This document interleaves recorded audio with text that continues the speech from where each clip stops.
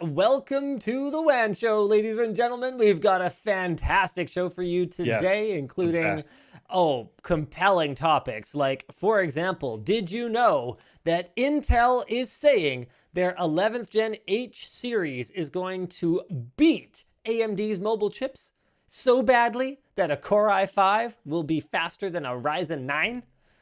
Well, exciting. that actually is pretty exciting for the people who buy gaming laptops, of which I am assured that there are at least dozens. In other news, Elon says Tesla will no longer accept Bitcoin as payment for Tesla vehicles because of environmental concerns that he evidently managed to be entirely not aware of before. But now he is woke. Luke, what else we got today? I would tell you that we are going to talk about Apple versus Epic, but I'm sure you already knew that. So I will say Yeah, we will. that Nvidia GeForce RTX 3050 and 3050 Ti's are going to kind of maybe usher in $799 RTX gaming laptops, which I wouldn't be surprised if people found a way to successfully mine on. Imagine this, Luke. Oh, you know what? No, I'll talk about it later.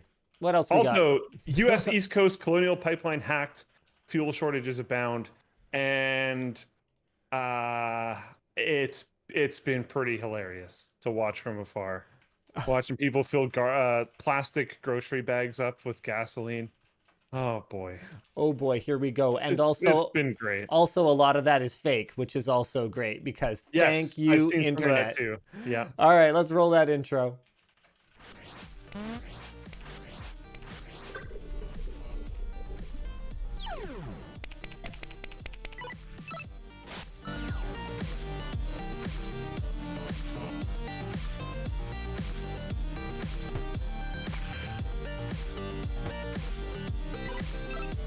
This show, featuring a Core i5 being faster than a Ryzen 9, is brought to you by User Benchmark. Just kidding. It's brought to you by TuxCare, Shells.com, and Seasonic. All right, why don't we jump right into our first topic of the day. Yesterday, Intel announced their Core i9 11980HK. Let's dissect that that processor code a little bit here. So it's an i9, which means it's at the top of their stack. It's got an 11, which means it is 11th gen. It has a K in it, which means it is overclockable. It is H, which means it is part of their H series. So those are their high-powered mobile chips. And it has a 980 in it, which means it's faster than a something with a lower it's like there. A really good wine pairing to a 980 Ti.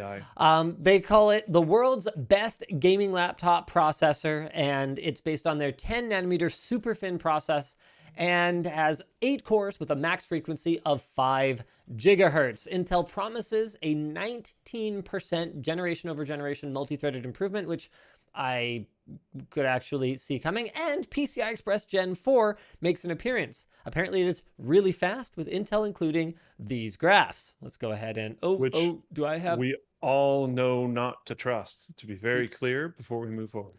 Hold on a second. There's the one I was looking for. Okay, well, hold on a second. Now, Luke. Are you gonna naysay this? Are you gonna naysay this? Wait. For real? Wait. I think we can trust that these graphs are what Intel believes.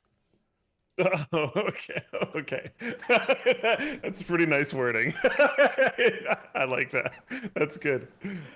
But also, in all seriousness, I think that there is a solid chance that Intel knew the correct way to benchmark these games.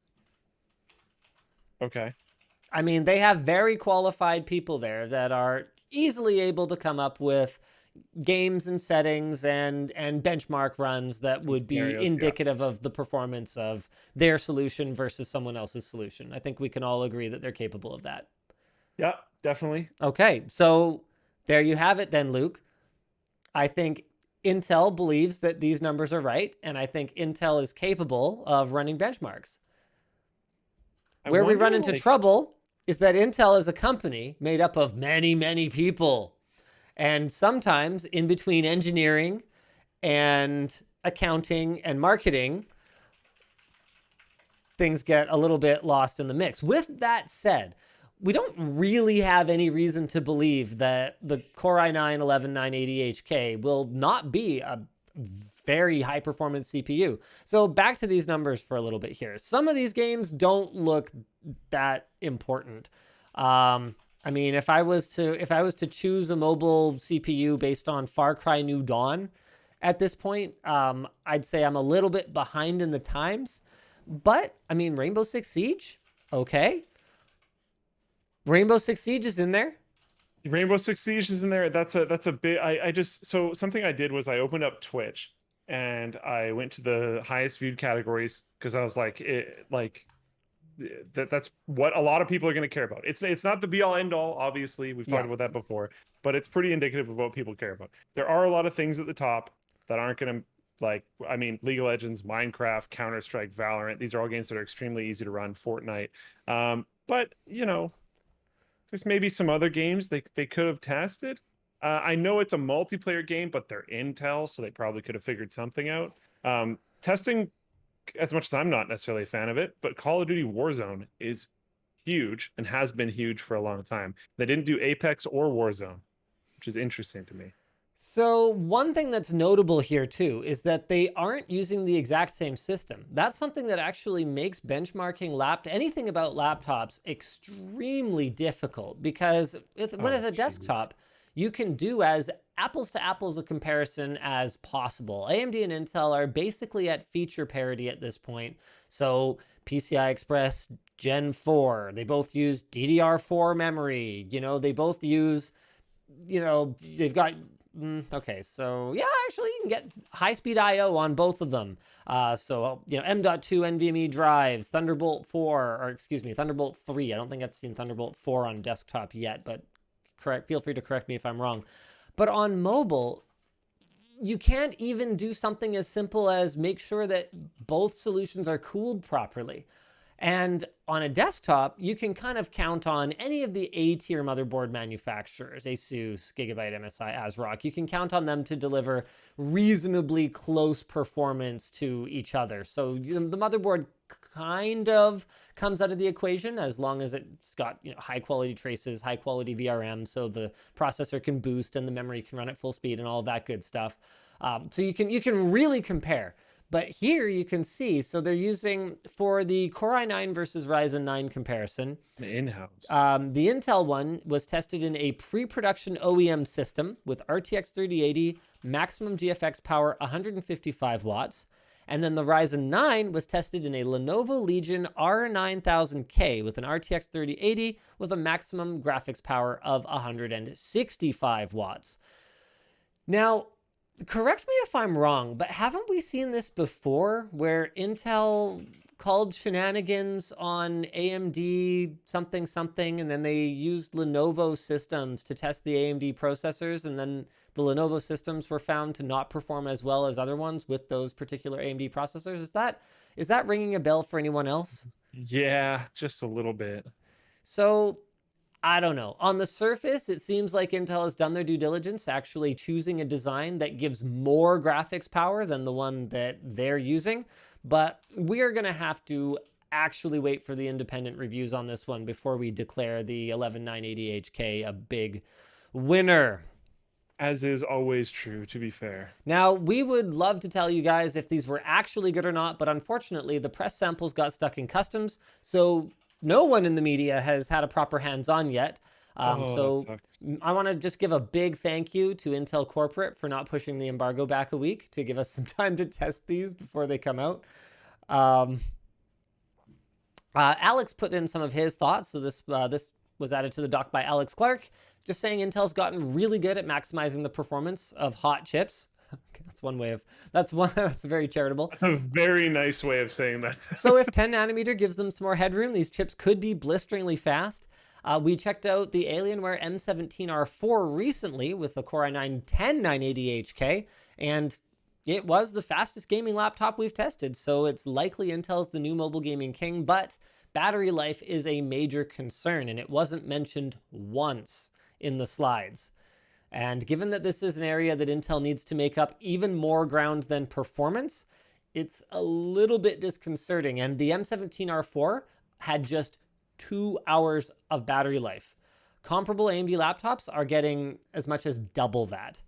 So yeah, for big chonker, desktop replacement machines, these chips could be awesome. But to take on something like the Asus G14, battery life is really important. And this doesn't, we can't say it's going to be bad, but Intel hasn't said it's going to be good. And I don't know, Luke, do you think when you attend a press conference and you watch the slide deck, generally speaking, if there's anything that can even sort of be spun as positive, they try to include that? Absolutely, yeah. So that's not really a very good sign. I have never been, and I at this point, I think will never, ever be on board with the 2 hour battery life chonker desktop replacement laptops. Seems so weird to me. Yeah, I did daily drive one for quite a while. Do you remember that MSI 15-inch one that I used to have way back in the day? I think it was I want to say a GX 660.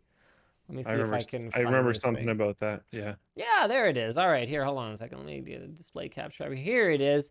Look at that tiny little trackpad there. And this was a thick, this was a pretty thick boy. You can kind of tell at the back of the device here. I can't really see any great pictures of it. I'll be honest with you, Luke. The only reason that I used that laptop was because MSI gave it to me. I was at NCIX and I co-hosted this overclocking event or something that they did.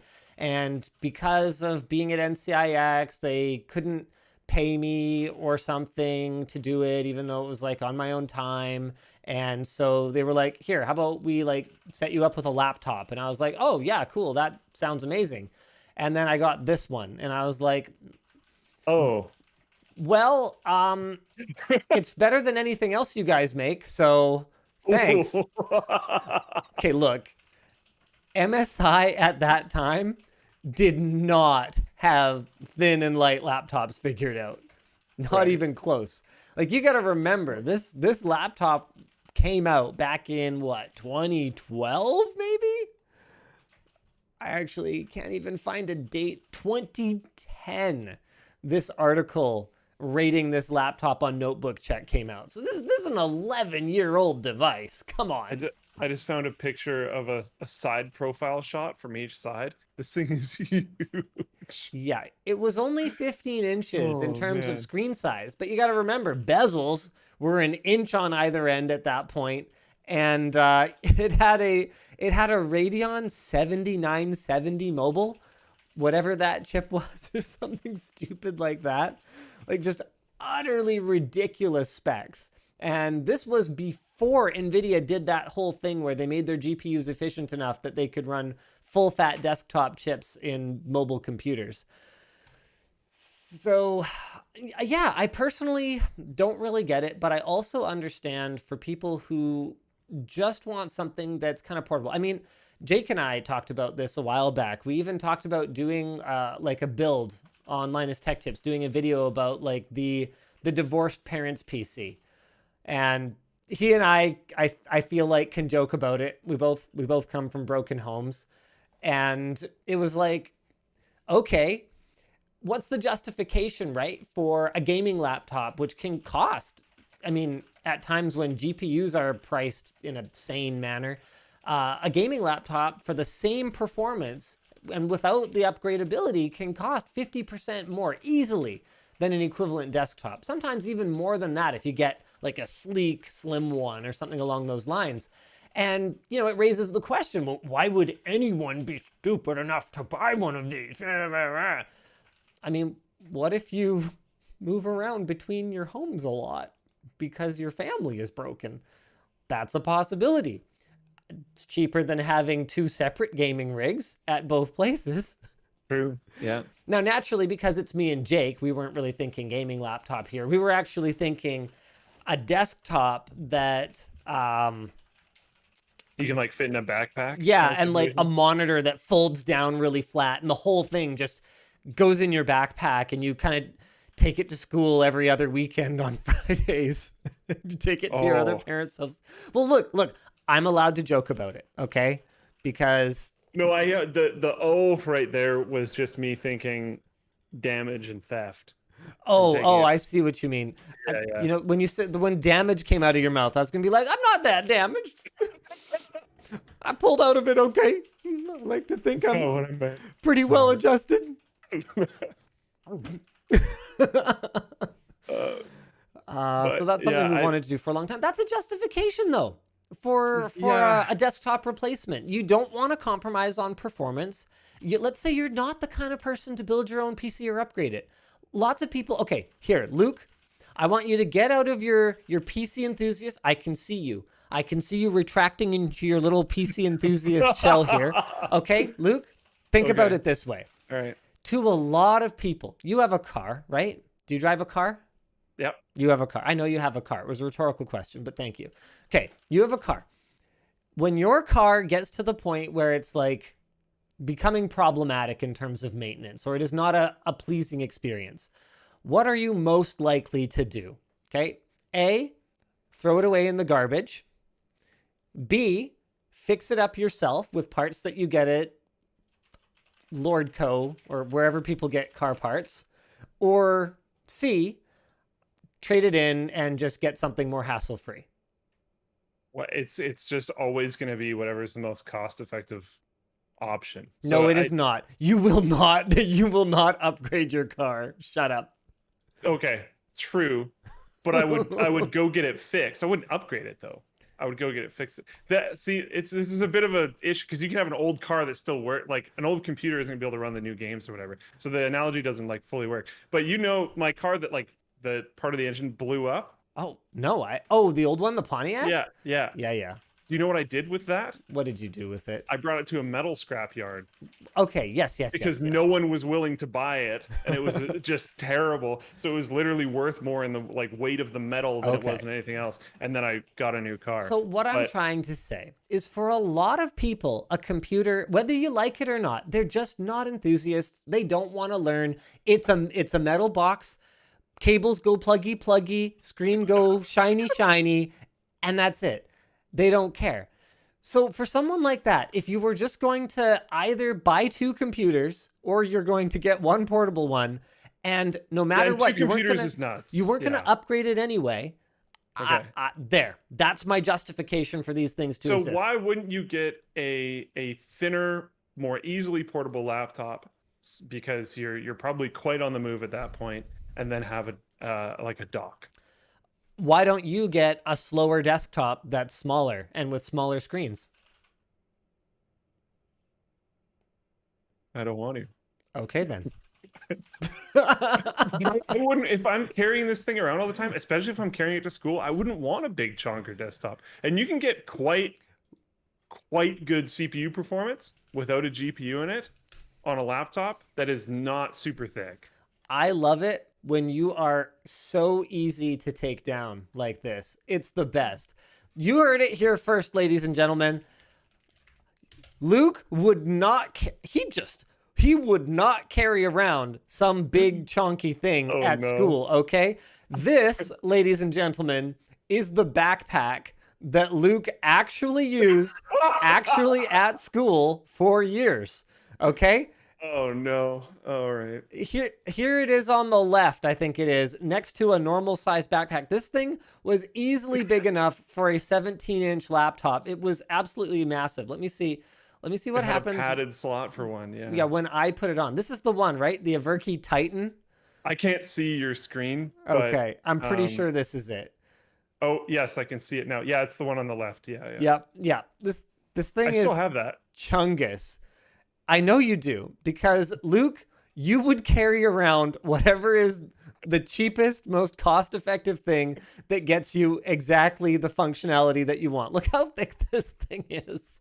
It's awesome. It fits everything. I swear it's magical. Every single time I'm like, it's at 100% capacity. And then someone would be like, this can't fit in my luggage. Can you carry this for me? And it would fit every time. amazing. Braden Hayes says, as an engineer, I carry around a mobile workstation all the time, and I actually prefer it to a thin and light. See? Totally a thing. And you're so full of crap. You would totally carry around whatever gets the job done, and you would harm yourself to do it. That's also probably true. You would sacrifice decades of your back's functionality in the interest of having as many FPS as you could have gotten for the dollar. So whatever laptop you got on super promo, that's what you would put in whatever bag fits it. So my one argument, though, is that these often aren't super promo. They're often really expensive. That's true. And they have a track record for dying really fast. That's true. So that's actually my like main concern. The other things I don't like, but yes, I would overcome that for sure. But my cheapness has a big concern with the expensiveness of these laptops, plus the short warranties. Short warranties, and I don't know. I don't have like tons of evidence for this, but anecdotal evidence that they just die left and right. That's been my experience too. Other things. Totally been my experience too. The reality of it is, with a desktop, at least if you have a discomfort with super high temperatures, there's always something you can do. It might cost way too much money, or it might be way too janky, or both. But there's always some kind of a solution. But I will concede, and someone mentioned like, oh, they go on super promo when the new version comes out. Okay, so if we're going to the scenario where you have two homes for whatever reason, or you have like two different places where you need your high performance thing in, whatever that is, maybe you like are going to school to be an engineer and you like study partner at your buddy's house all the time and you need your thing there. I don't know what it is. It doesn't matter. It's irrelevant. I could definitely see it making sense. I just think you're going down so many paths to get there in the first place that I think it should really be for a very small subset of people. Yep, that's fair. That's fair. Yeah, and I think it would have to sit at the spot where like if you have to replace this thing every 2 years, that should still be cheaper than the other solution, which is very possible because having like two different systems or whatever else could be very, very expensive. But now let's talk about something that is more practical for more people. Nvidia released the GeForce RTX 3050 and 3050 Ti, promising $800 RTX gaming laptops. Now let's be very clear. A 3050 or 3050 Ti is not getting you reasonable real-time RTX ray tracing performance and basically anything, even with DLSS tricks. That's not a thing. You're not turning RTX on and cranking up the eye candy without compromising more FPS than I personally would be comfortable doing, especially after we went through the exercise of having people look at the same game side by side with RTX enabled and RTX not enabled, and anyone but people who have a pretty good understanding of the graphics rendering pipeline not really being able to tell which one was better than the other. I mean, the rasterization tricks that developers have come up with and the skillful way they've implemented them has made things like real-time lighting and reflections look incredibly convincing. So there's going to be this overlapping kind of learning curve. Like anytime there's a new tool, like a new paradigm for how to do a job, there's going to be all these skilled craftspeople that are way better at doing it the old way with the old tools and are able to outperform the new tools, even though the end game of the new tools is going to be way better in the end. It's kind of like how, oh man, back when the PS2 came out, right? There were late stage PlayStation 1 games that looked better than some of the early stage PlayStation 2 games. That was totally a thing. And it was just because, don't kid yourself, PlayStation 1 was not nearly as powerful as the PS2, but developers had figured out how to squeeze every last drop of performance out of it, and they were still learning when it came to PS2. Not to mention that launch titles, I mean, you talk about game developer crunch. When you're talking about a game console launch title, there's no such thing as not finishing unless you're Microsoft. with the Xbox Series. Did you just go, what launch titles? What launch titles? Who needs Don't worry about launch? it. Play the old ones. It's Yeah, fine. like Game Pass. Go get Game Pass. We got old launch titles from previous launches. They're launched. You can play the last launch title. Yeah, it's fine. Yeah, not that anyone cares. I mean, they're selling like billio. Anyway, with launch titles, there's nothing you can do. You must have it ready, and sometimes that means cutting corners and compromising. So anyway, you're not going to be enabling real-time ray tracing, but I don't think that's a big deal because realistically, what the RTX 3050 series is about is reasonable performance like we never used to have 10 years ago. And I feel like such an old timer talking about this, but that MSI laptop that supposedly had a 7970, which would have been a top tier GPU, that was way cut down. Yeah. Power hungry, could barely run anything when it first came out, let alone down the line. And now we're getting, let's have a look at these things. So it's a new GA107 GPU, cut from the same cloth though as the rest of the Ampere family.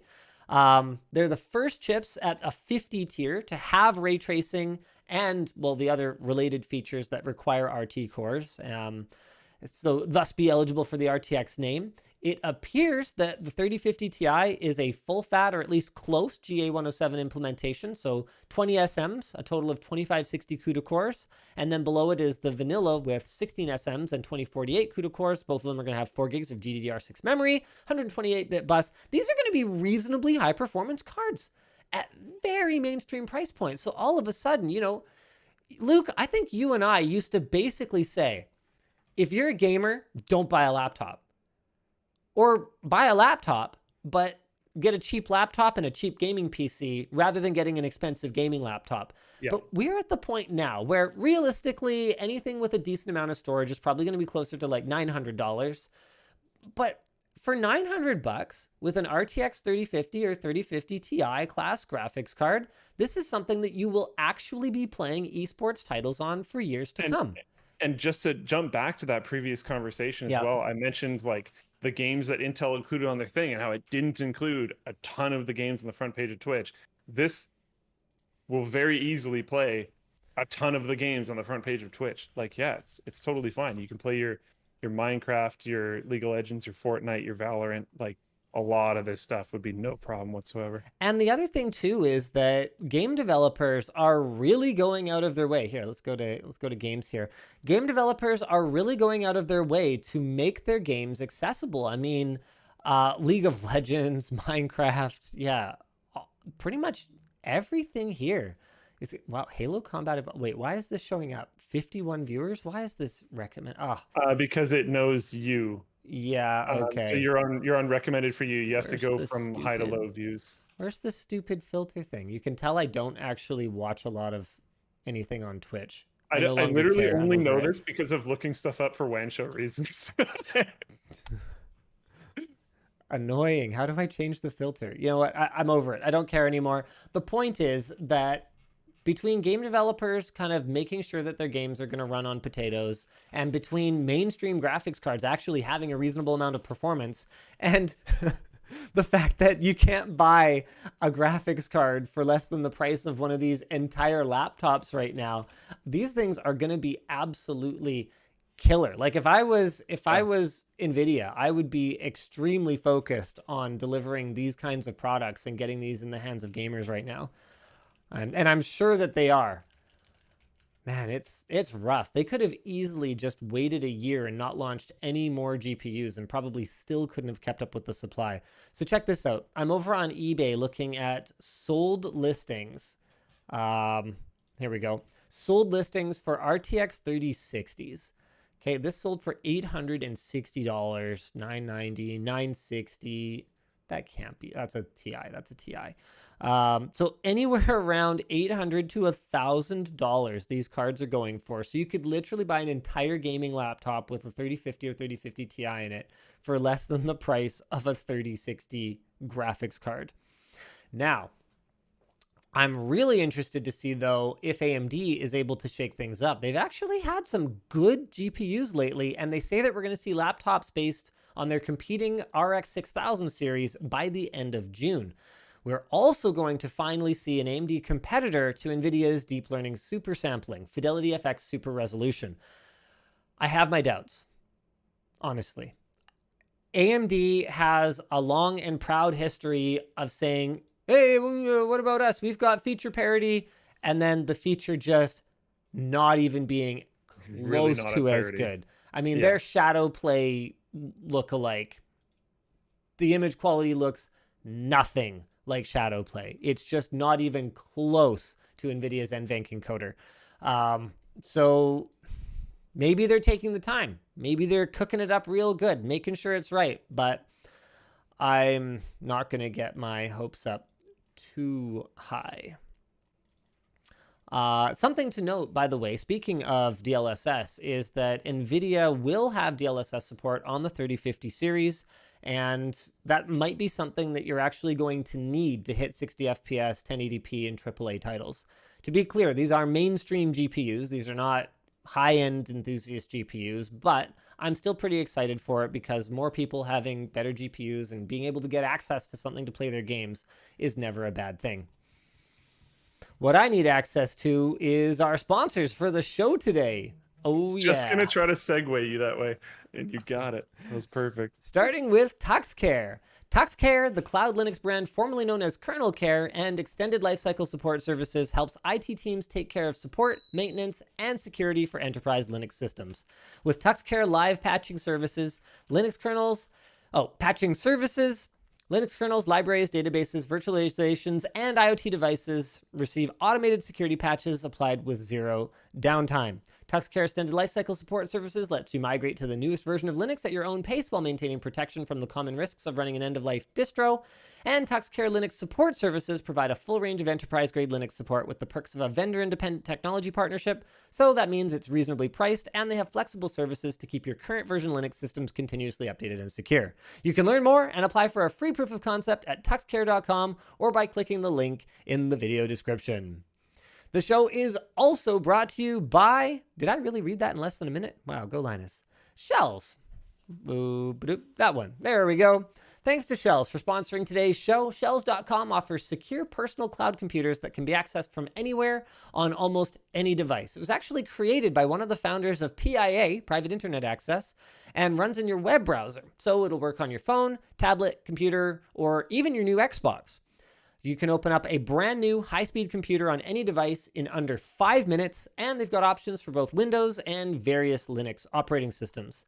Their virtual desktops are always on, so you can switch devices on the fly, and they've got affordable pricing starting at just $4.95 a month with no hidden costs. So give your computer a break and get a virtual desktop at the link down below. I can think of a ton of reasons why you might actually want like a just log in via browser, secure virtual desktop. Many of them are, Seasonic is also sponsoring the show. Thanks, Seasonic. They're featuring their Prime Ultra Titanium PC power supplies with ultra high efficiency with their 80 plus titanium rating. These things are fully modular. They're fully modular, feature hybrid fan control to control your overall fan noise and fluid dynamic fan bearings. They offer up a 50,000 hour life expectancy along with a 12-year warranty to match. And you can check them out at the link below on Seasonic's website or on Amazon. All right, back to, whoops, I moved a little bit there. Sorry about that. Should we talk about some of the Q&A we did in the pre-show? We go live in the pre-show on Floatplane. Sometimes we end up talking about stuff that makes its way into the real show. So we had some people asking what happened to my my GME investments, all right? GameStop. Someone was like, Linus, why haven't you updated us on the GameStop, situation?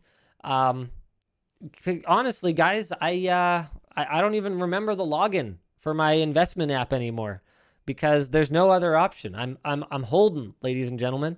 Here's my portfolio. So since the day that you guys dared me to buy GameStop, I did hedge a little bit. So I didn't spend the entire $50K I committed on GameStop. I put 30 into GameStop.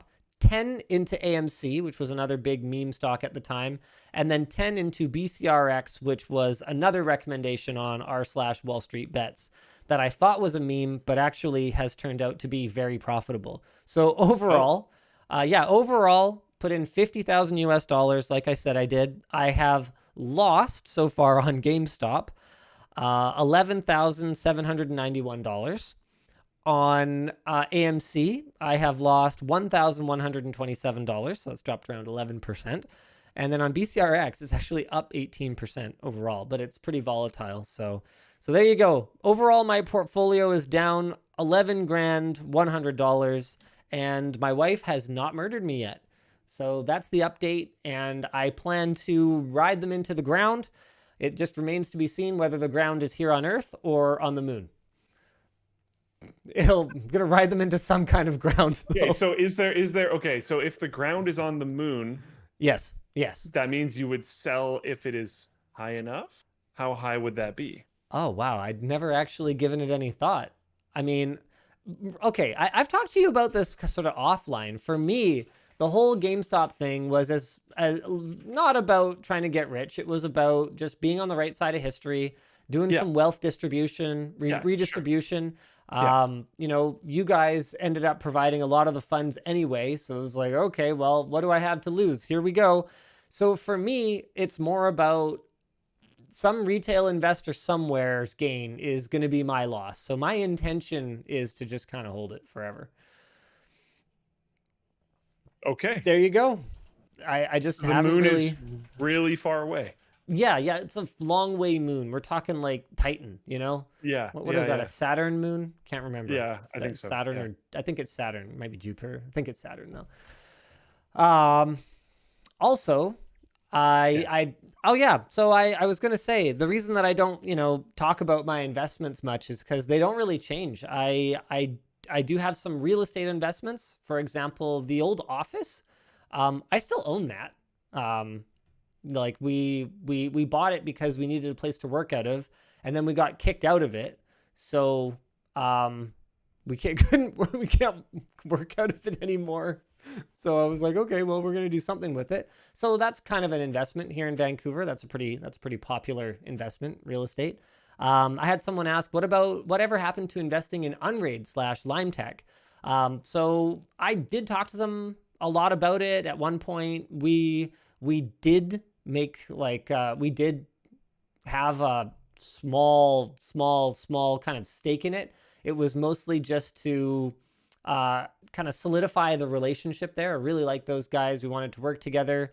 It was easier than having cash change hands.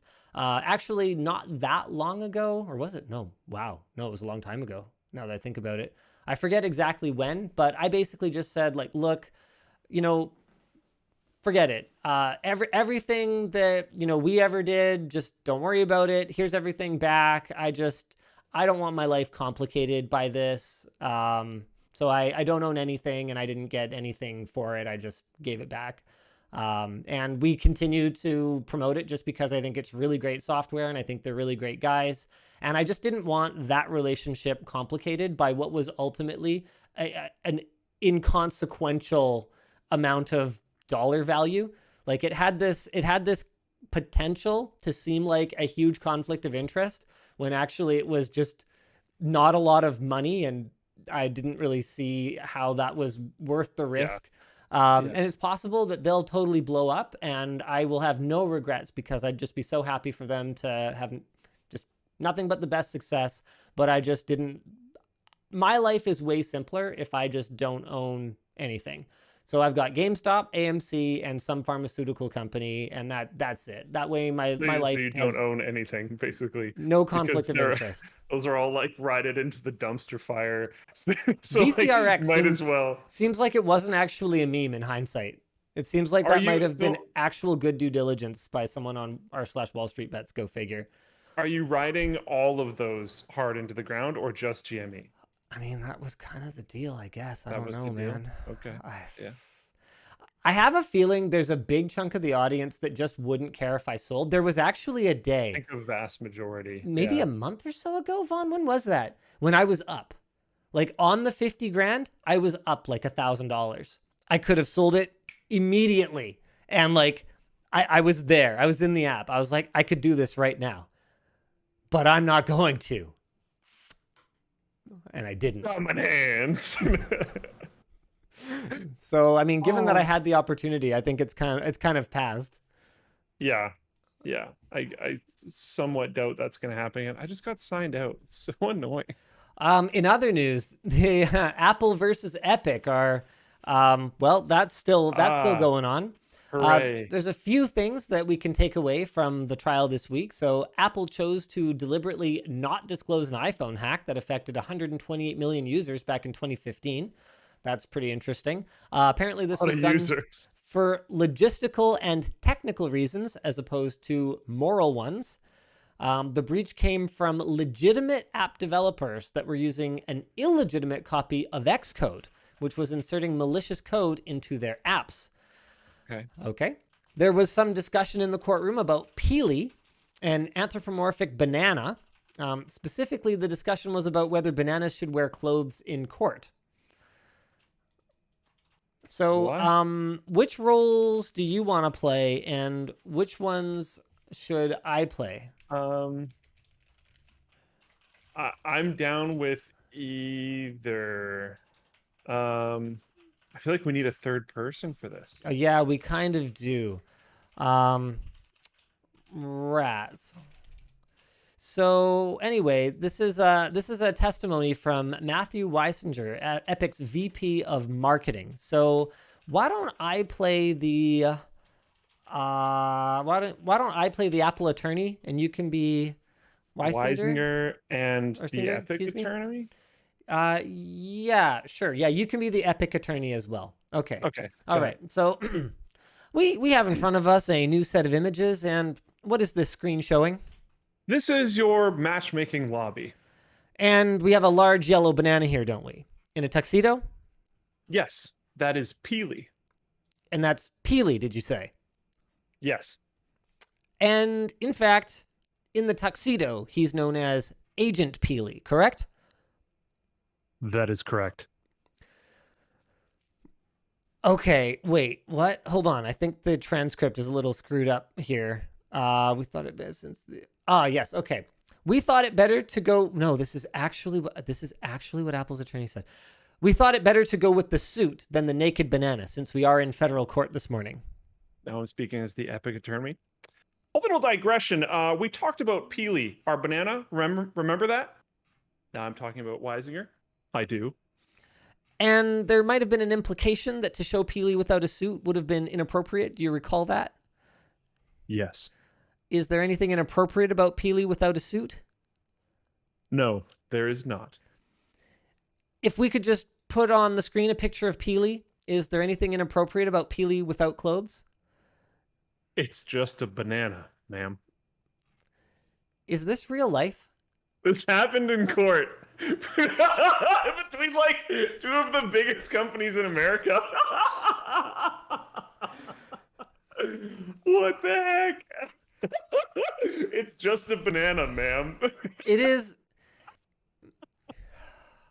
It's one of those things where, in the context of a game, okay, a banana in a suit is just normal stuff, right? Sure. Yeah.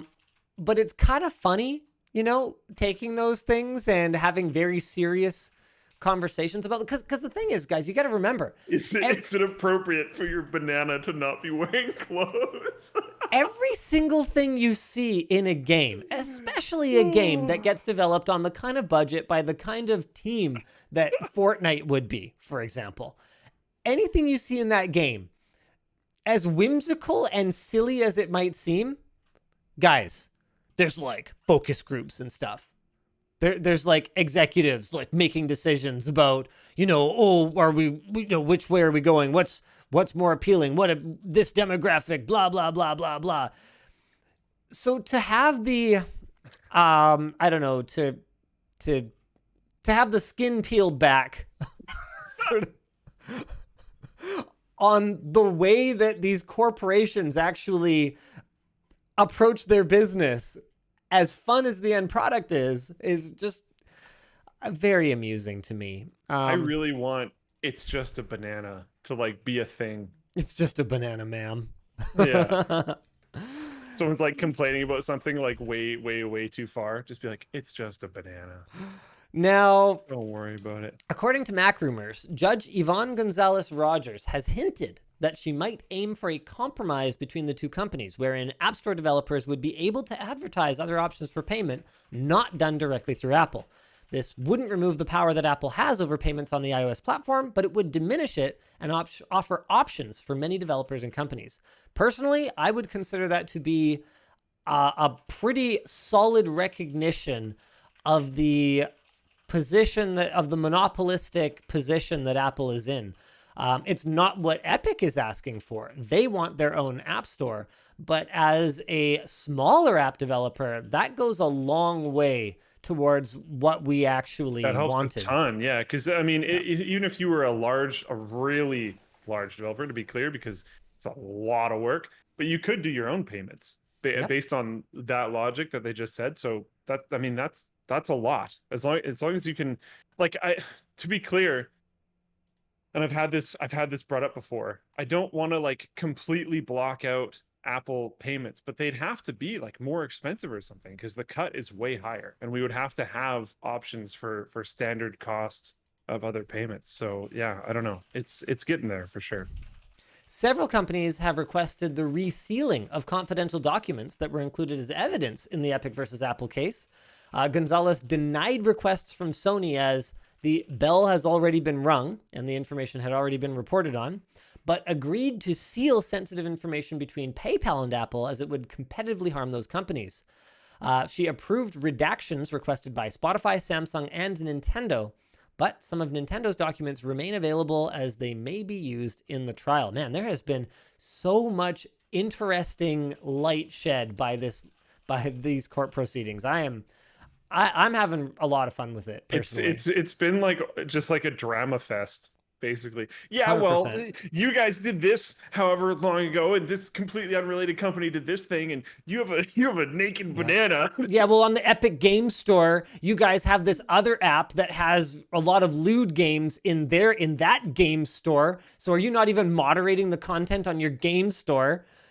It's like, oh gosh. Man, I tweeted about this earlier this week, but the whole thing where Apple has this corporate image that they maintain of being extremely prim and proper and prude is very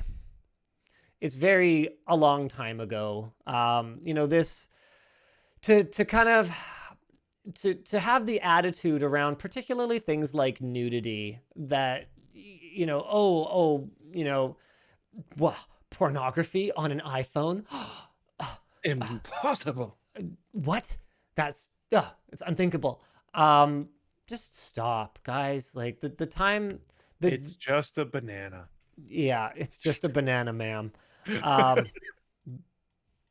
The time to pretend that people aren't doing unsavory things on their iPhones in Safari was, what was it, June 2007, when they launched the iPhone 1? Like, I guarantee you. And they've known this whole time. Within the first 10 iPhones, in the first 10 customers' hands, in the first 10 minutes, somebody was looking at porn on it. 10 minutes, you think? You'd guarantee within 10 Well, minutes. it might have taken them a little while to like get out of the store or somewhere private. You know what I mean? Yeah. All right, what else we got going on? Oh, this was pretty big this week. Tesla says, buy Bitcoin. Very short-lived. Yeah. Really wasn't around for very long. Yeah, what was it? Like a few weeks or something like that? I don't even remember. Let me figure it out. The funniest thing about this to me is, maybe this is just my dumb monkey smooth brain, but I just can't really figure out if he's actually a little bit off the rails or if he's just memeing. It seems like there's a very, very fine line. So Elon Musk tweeted that Tesla has suspended vehicle purchases using Bitcoin, saying, "We are concerned about rapidly increasing use of fossil fuels for Bitcoin mining and transactions, especially coal, which has the worst emissions of any fuel. Cryptocurrency is a good idea on many levels, and we believe it has a promising future, but this cannot come at great cost to the environment." But this is not new information. So hold on a second. Am I supposed to believe, Luke, that Elon Musk, who, as far as I can tell, sleeps like a few hours a night based on how often he's up late tweeting or whatever. Elon Musk, who is deeply in tune with the crypto community, just figured out that mining is an environmental disaster. I think if I could give, like, he should have known for sure. If this was a stance that he was going to take, he should have known it already. That's what I would say. But it is something that gets brushed to the side completely by almost everyone that I know that's even vaguely interested in cryptocurrency. And a lot of the arguments brought around it is like, okay, but you can say that about practically anything. And that's brought up by the miners themselves. And when you're bringing up this argument, you are effectively talking about mining, right? And like almost every form of like financial generation, whether that's making a product and selling it or whatever else, has significant amount of waste involved. Absolutely. And almost none of it is looked into except for cryptocurrency. That being said, I don't think that's true at all. Lots of it gets looked into. There's a whole like, hey, we're generating a lot of e-waste, we should probably stop doing that movement. But I don't think it gets looked at in nearly the same light. Well, remember too, though, that we're talking about producing an actual product that has presumably some kind of actual utility during its lifetime, whereas cryptocurrency is just this store of value. There's a lot of arguments that store of value has utility. Sure. But it also doesn't have to consume nearly this kind of energy. In fact, yes, and there are other ways. Yes. I'm not well enough versed in those other ways, I think, but there's proof of stake, there's proof of what is it? Proof of storage or something. Storage? What proof of storage does. sounds too basic, but that might be it. And that's where you like just have a hard drive, and as long as you don't put other stuff on the hard drive, they're like, sure, take this. Proof of space and time. Proof of space and time. Yeah. Cool. Nice. That sounds much more awesome. But yeah, there's a lot of it's weird. That being said, just like Ethereum, for example, I read today uses more power than like some not even that small countries. So it's like, wow. But then like, how do you compare that to other things? I think one of the reasons why it's being scrutinized so much is it's something that can be measured more easily than a lot of other industries. There's that old adage, if you want, I don't remember exactly how it goes, but like what gets measured gets managed. It's something along those lines. And like this is actually being measured, where like almost everything else is not being measured. Yeah, I don't know. So it's all over the place. There's been a fair, I guess what I'm trying to say is, if it smells like 4D chess to me, because there's no way he didn't know this. There's no way that Elon, I mean, I'm putting words in his mouth. Maybe I'll regret it. All the time, I don't think he gives a honestly. I think that his flight plan is pretty clear, and it's off this planet anyway. They're still planning to fund a satellite launch with Dogecoin through SpaceX. Like, get real. This seems to be just a rare branding readjustment and absolutely nothing to do with the actual concern over the environmental impact of mining. Right? Like a lot of his moves are just aggressively getting himself in the news, and this sure as hell did it. Like, I mean, we're talking about it. Way. Yeah. Yep. And I think we talked about him starting to accept payment. I think we talked about Tesla buying it at all, which were technically two different points in time. Like or just manipulating crypto prices. I mean, we have no, it's so funny to me. Reading celebrity net worth articles, because as someone who has had a reasonable number of them written about him, they are not even close. And so as like a kid, right? When I would read those, I'd be like, oh yeah, what's Bill Gates' net worth or whatever. Some of that we have public access to, especially if it's shares in publicly held companies, for example. But what I've realized as I have made my own investments and become a public figure is that you have no whoever's writing these articles has no access to the vast majority of this information and absolutely no way of knowing, like at all. It's just never been even close. And Elon, so sorry, okay, no, he keep going. I'll he hold may this. have massive holdings that we don't know about. Maybe it's all just like a game to fund whatever the next crazy experiment is, a giant tentacle shaped boat that you ride across the sea really fast. I don't know. Who knows? Someone in the full plane chat. Where did it go? They said Elon has never. Where did it go? Elon never manipulated markets. ... Are you actually stupid? Something that you need to understand is I'm trying to. Sorry, you're so diplomatic, Luke.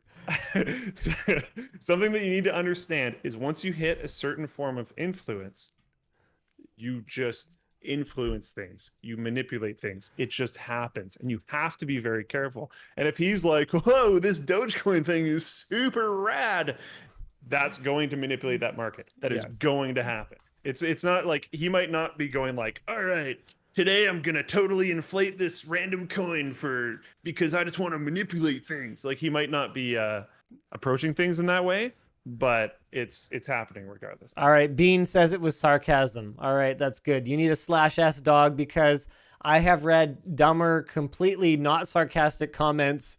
And yes. I reading that, I had to call you out. I'm sorry, I had to call you out. It's extremely difficult in the modern day to figure out what on the internet is sarcasm, what on the internet is not.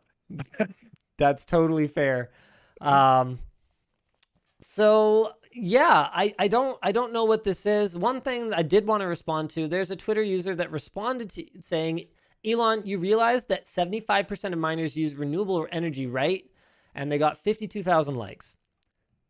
Okay, let's break that down. So number one is that while an estimated 75% of miners might use renewable energy as part of their mix, that doesn't mean that their facilities are being run 100% on clean energy. And so it doesn't dismiss the possibility that a significant or even majority of mining is done using fossil fuels. A University of Cambridge study on proof of work cryptocurrency mining placed the estimated renewable share at 39% overall, dismissing the binary yes or no answer. And 1/3 of Bitcoin's entire hashing power was wiped out temporarily in April when a coal mine in China was shut down due to a flood. So that tells us a little something about that maybe some Bitcoin mining is being done using coal. Also, here's another thing. Just because these miners might be using renewable energy doesn't mean that that renewable energy couldn't have been used for something else that now has to use fossil fuels. As long as we are burning any fossil fuels, as long as we are in a state where the world is in an energy crisis, which quite frankly it is, anytime you're burning fossil fuels, it is still bad, okay? And so if you're using renewable energy to do something that is not necessary and wasteful, that renewable energy could have been used for something else where they burn coal. You're effectively burning coal. Sorry. And I will yet again bring up the other argument that there are absolute tons of other industries that also burn absolute tons of fossil fuels and coal and stuff. There's been, and I'm not saying this is the majority whatsoever. There have been some cool projects from talking to OGBTC. There's been some crazy stuff where decommissioned dams have been refurbished and put back into use, and they've used that the renewable energy of the river flowing to power these big Bitcoin farms. That kind of stuff is actually super cool. There's one in BC really that we actually have reached out to do a tour of. That's basically like that. Now, to be clear, hydroelectric power has issues too. And actually, if we just didn't have a dam there, that would probably be better. But yes, carry on. I'm not fully educated on what those problems are. I just there are some very cool engineering things in the space if you're interested. So to be clear, guys, I want to make sure that this is very crystal clear. I'm not anti-crypto. Fundamentally, I believe in the concept of decentralized currency. I don't understand why I need someone's permission to, and I have to go through someone else's server to send my in-laws $10 to be like, hey, thanks for picking up some milk and eggs from the grocery store for me.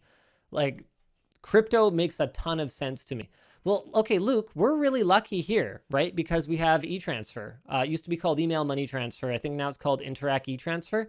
But not every country has like a super quick, free way to send money between private citizens. And for that matter, not everyone wants that to be tracked. So there's a ton of reasons why, other than fiat currency, other than cash, I would want to be able to quickly and easily send a few bucks to someone. The problem is just that Bitcoin is not the answer to that particular problem, and it has its own problems. So it's clear we need a different solution. And the main reason that I was sort of playing devil's advocate here was that it's obvious there's more to this game than Elon actually being concerned about the environmental impact of Bitcoin. And there's also a lot more to the picture than people saying like, well, actually, Bitcoin is mined on renewable energy. Because there's an opportunity cost to that renewable energy being used for Bitcoin mining instead of something else. There's more to the story on both sides. Absolutely. Sure. Yeah. Absolutely.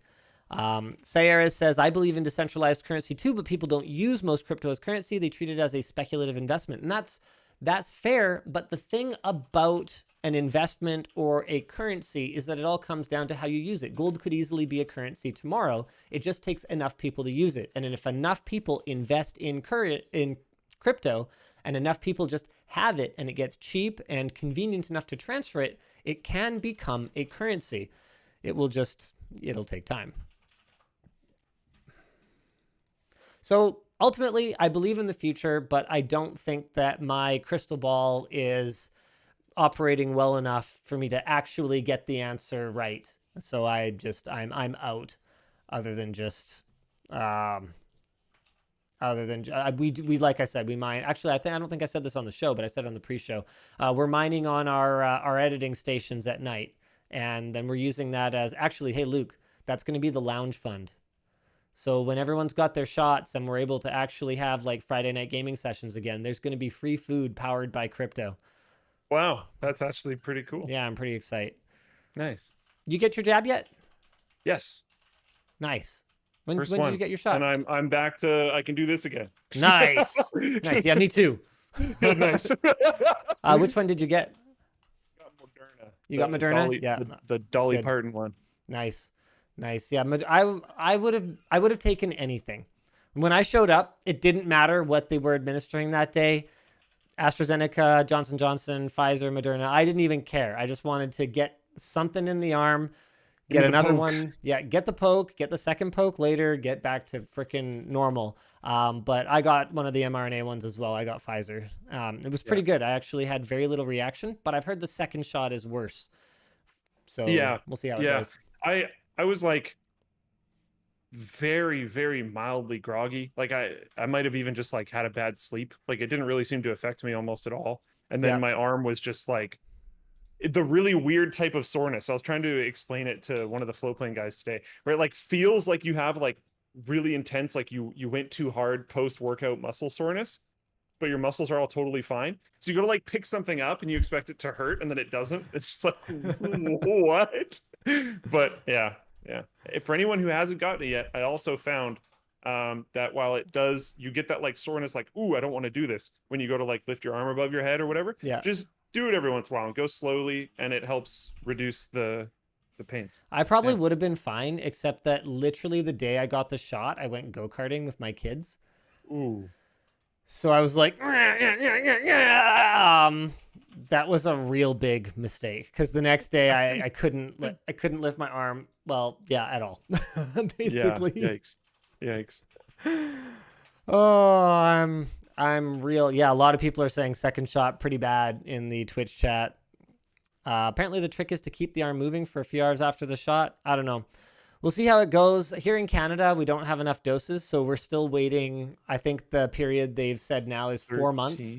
Yeah. 4 months to get your second shot, which is not really based on great science, but we'll see how that goes. Hey, good luck, everyone. Man, I just got signed out of the dog. So stupid. Stop. While Like you're figuring that out, there's something going on with folding and Boink on the forum. Ooh. Remember Boink on the forum as well. This is just a link to the section of the forum which is Boink and folding, but I believe they're like doing something. Okay, sweet. So yeah, check it out if you want to use your computing power for something pretty cool. This is pretty cool. Amazon is fighting back against fake reviews. A couple of brands like Aki and MPOW are being removed from the site. Wow. I actually did not know this. Products are either not present or are listed as unavailable. Aki specifically was allegedly offering up to $100 per 5-star review. And this is coming in the wake of a huge data breach that revealed companies were offering free product and even compensation for users writing positive reviews about their own products or even negative reviews about competitors' products. Now, to be clear, there's nothing wrong with offering a product in exchange for a review. In fact, Amazon even has a program for that. What you are not allowed to do is offer a product in exchange for a positive review. So an unsecured Elasticsearch server contained millions of records, and it has since been contained, but 7 gigs worth of data was found. Details for both vendors and recipients, as well as messages back and forth about the process, were revealed. So Amazon basically came out and said, we work hard to build a great experience for our customers and sellers and take action to protect them from those that threaten their experience in our store. We have systems and processes to detect suspicious behavior and teams that investigate and take action quickly. Blah, blah, blah, blah, blah, blah, blah, blah, blah, blah, blah, blah, blah, blah. We take this seriously. So if you want to see a product that legitimately, okay, has really good ratings with absolutely no paid reviews whatsoever, it's back in stock, ladies and gentlemen. The ABCs of Gaming on Amazon.com. I actually don't know if it's in stock on .ca, but we've got a few hundred units. Beautiful. Those are the ones that they allowed us to ship, despite telling us that we should ship like 900 or whatever it was based on our run rate. So it's probably not going to last long before we're going to have to restock it again. But if you know someone that has a little one or has a little one coming and they could use a fun little book, there's actually, it warms my heart reading the reviews from people who have bought it. So far, they're super cute.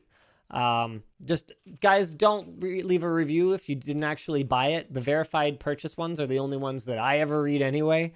So make sure that if you're going to leave a review, you actually buy it and read it. I don't want anything other than that on there. Don't waste everyone's time. But yeah, if you or someone you know is going to have a little gamer soon or has a little gamer now, go ahead and check it out. It's got Prime shipping, so good stuff. And I think that's pretty much it for the show today. I've got one last little thing. Yes. Which maybe you can do some super chats while I pull it up. Sure. Someone asked in Floatplane chat, and I'm surprised they asked because I had already forgotten about it, but I checked not that long ago, and they asked about the hammer, and there has been another update. Yeah, this was a bit ago. So the last update before this one was December 25th, 2020. And I checked a few months after that and there was nothing. So I was like, is it finally over? No, there's been a massive update April 23rd, 2021. Seriously? There was a huge update. Hold on a second. Can you link me to it? I don't think you can see it because it's on my Kickstarter. And I think, are the updates public? I actually don't know. Here, I will link it to you. They are. I've got it. Yeah, I've got it. I've got it right now. Latest on the crowbar. The world's first hammer with a built-in crowbar. Oh my goodness. When did you back this? There's 92 updates on this stupid thing.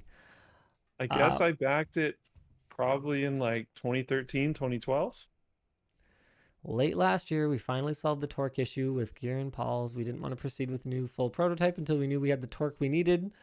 Proceeded with a new 7th gen prototype. We got hit hard by COVID, so we had several delays. Oh man, we ran into another snag that set us back. You're not gonna want to read it all. It's so long. It just there's a video, like there's 2 videos, I guess, pretty far down. It's really long. But there's a video there. Nikes. All right. Here's the video. Okay, what are we even watching here? What am I looking at? Okay, it's a hammer, all right. What even? Okay. There it is. It opened. It's not a good way to show joint strength. But you know, that's a thing. Okay. Now it's apart. Now it's that. Okay. It's the thing. Okay. I mean, hey, maybe someday you will receive this hammer, Luke. Yep. And all the projects that my dad wanted to do around the house will probably be done before he gets it. The But tool finally works properly, apparently.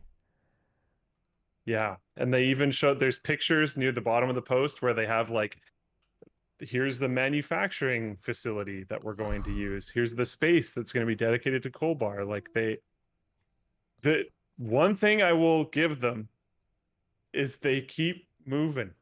There's technically been progress this whole time. It just was supposed to show up 8 years ago. And it's not here yet. But technically, there has continued to be progress. Estimated delivery was November 2013. Oh, no, hold on. August 2013. Hey, you guys keep it up, Colbar. Absolutely. They're doing it, man. I don't know. There's still people that show up in the comments of these updates and just like berate them, and I'm like, dude, what's the point? It's been like, yeah, they could have just walked away at this point. Yeah, it's like at this I'm just like, I feel like I've almost got my money worth just from being able to track this for a decade. Watching the show. I mean, yeah. It was only like $65. Like, yeah, like I don't know. Oh, we never talked about the pipeline shutdown. So, ransomware group called DarkSide, $5 million in Bitcoin ransom. Apparently, Colonial Pipeline paid it in spite of actually having backups, but it like would have been too slow to decrypt the backups or something. And they said, oversight. Hey, our goal is to make money, not create problems for society. So sorry about that. But then they still took the ransom money. So clearly they didn't feel that bad. People began panic buying fuel. A Hummer exploded after the owner loaded 4 canisters of gas in the back. There's been some legitimate hilarious photos. There's also been a lot of staged stuff. Like I saw a picture of somebody with a laundry basket that had holes in it all the way up. You've probably seen this before. And they're pretending to fill it up. That one was pretty funny. There's been other fake ones as well. But it's getting to that point again where like there are some real ones. So it's I think modern internet, it's pretty tough to tell the satire from the real, right? So yeah, I don't know. New information is also beginning to show that the blame for the shutdown doesn't lie strictly with DarkSide. It could have still been working, but it was an inability to bill for the fuel flowing through the pipeline that actually caused them to shut it down. So it was as much about protecting profits as it was about not having like core functionality working. Anyway, let's go ahead and get through some viewer activity here. Daniel says, watching live to get you to tell me about the water bottle topper I keep seeing on your bottles in the videos. Can I buy it on lttstore.com? Not yet. We are doing a narrow mouth, small screw cap, and then big screw cap, like 2-stage screw cap top. Right now, that same top is actually available on Amazon, I think, for like $20, but we're doing a bulk order and we're going to make it an add-on item for, I think, $5 or something like that. So if you have a V1 water bottle and you want to upgrade your top, if you buy anything else, then you can just tack it on. It shouldn't add anything to your shipping cost, and it'll just cost a few dollars. Our cost on them is relatively low, so we just got to make sure we're covering our cost and covering our handling fees, and we just want to make sure that if people like a different kind of top, they can get a different kind of top. Inception says, hey, thanks, Luke, for the Titanfall 2 campaign recommendation. Hey, loved it. Yeah, for sure. Mia says, would you car tech channel and you collab with Doug DeMuro? I mean, I can't see any reason not to collab with, anyone as cool as that. But in terms of having a car channel, I don't know. So far, we're going to do it on Linus Tech Tips. We'll see what happens. All right. Thanks, Robert Mail.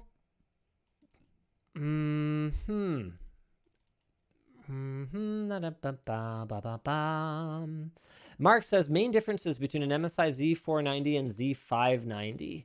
If I recall correctly, Z590 uses the new LGA 1200 sockets. So the whole difference, I guess? Or is Z490 LGA 1200 as well? Man, I can't even remember because it kind of hasn't mattered for a while. Sorry, they're both LGA 1200. Oh, shut up, Siri. Sorry, they're both LGA 1200.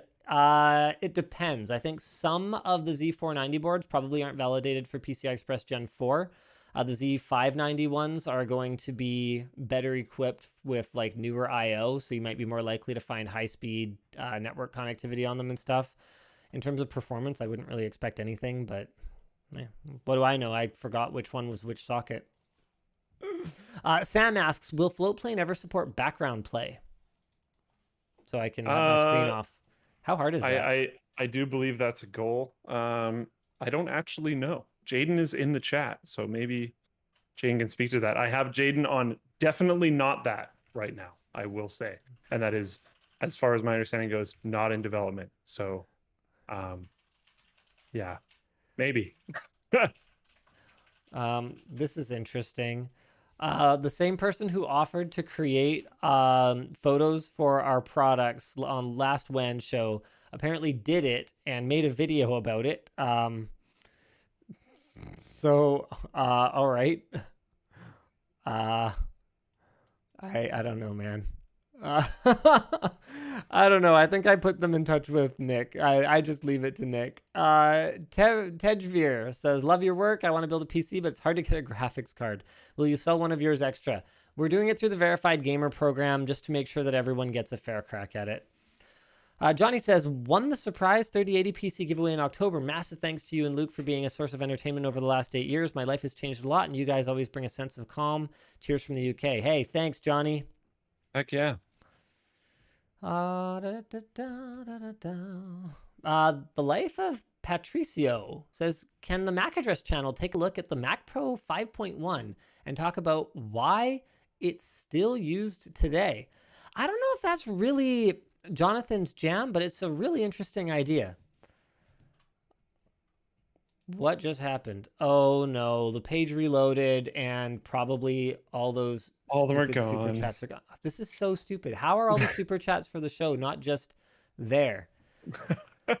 Well, there's a couple other ones. Administrator says, hello, dear Linus. My dear balls itch, and I have used many creams to take care of the issue. Will you ever provide a product at LTT that can resolve this? I would recommend going to your local pharmacy and finding a treatment there. Talk to your doctor. This is really not the time or place for that sort of a message.